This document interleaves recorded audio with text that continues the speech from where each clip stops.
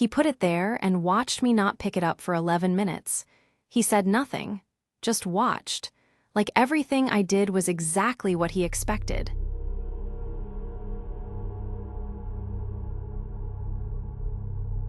You want to know if I manipulated her? The answer is yes.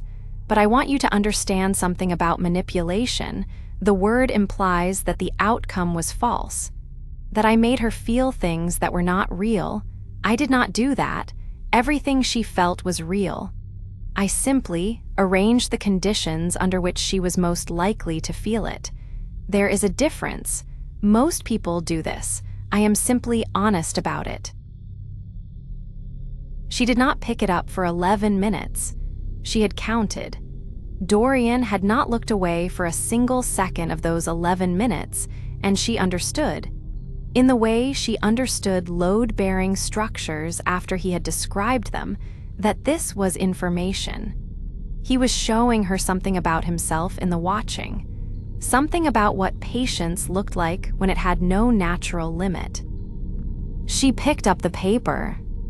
It was a letter, written in a hand so precise it looked architectural, each letter placed, not scrawled. Addressed to no one, dated 3 years ago, the day he arrived at Blackwell. The letter was not a confession. She had half expected a confession. It was something more difficult than that. It was a history of him and Isobel from the beginning, written with a precision that was almost unbearable. Every detail chosen, every sentence carrying more than it said. He wrote about meeting Isobel at an architectural symposium. She was a structural engineer, he a recently celebrated architect, and they had argued for 40 minutes about a bridge design before he had understood he was in love with her. He wrote about the first 2 years of their marriage with a clarity that was both beautiful and somehow wrong.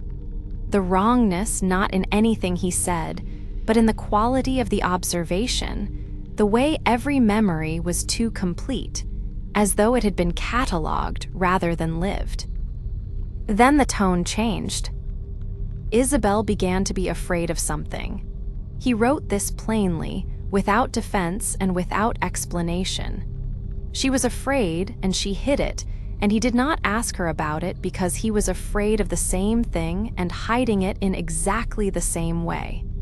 And then one night in March, on the cliff path above the water, they had finally stopped hiding, and something had gone wrong. The letter ended there, mid-sentence. The pen had pressed hard into the paper, a full stop that was not quite a full stop. She put the letter down. She was a forensic psychologist with 12 years of experience and the specific skill of asking the question that needed to be asked when every instinct said to wait. What went wrong on the cliff? She asked. Isobel told me the truth, Dorian said. About what?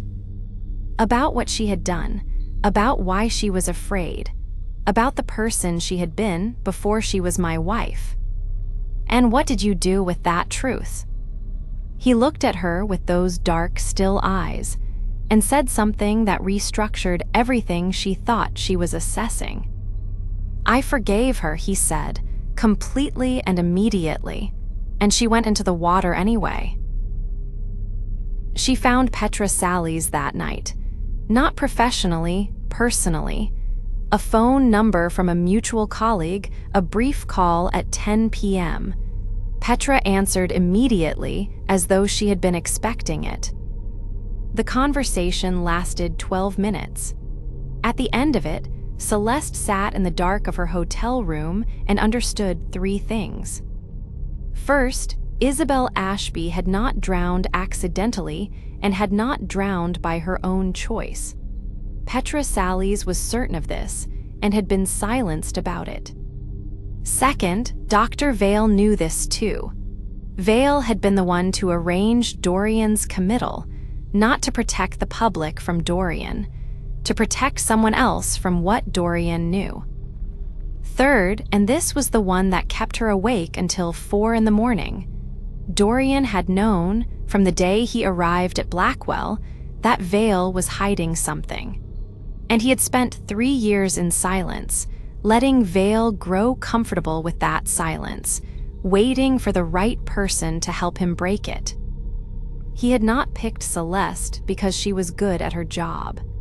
He had picked her because he had read every paper she had ever published and found the one that mattered. A 2019 paper on institutional cover-ups in private psychiatric facilities.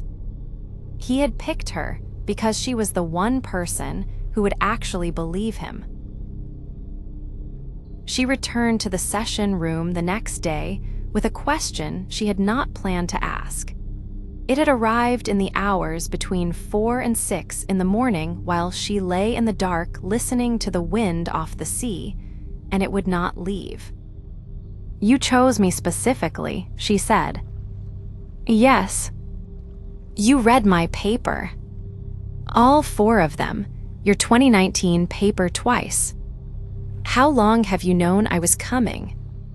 He smiled with his eyes, not his mouth. 8 months, he said. "I knew your name before they confirmed the appointment. I asked for you. Vale thought it was his idea." She should have left. She understood this completely and clearly. Instead, she heard herself say, "What do you need me to do?" And Dorian Ashby, who had not asked anyone for anything in 3 years, leaned forward and told her,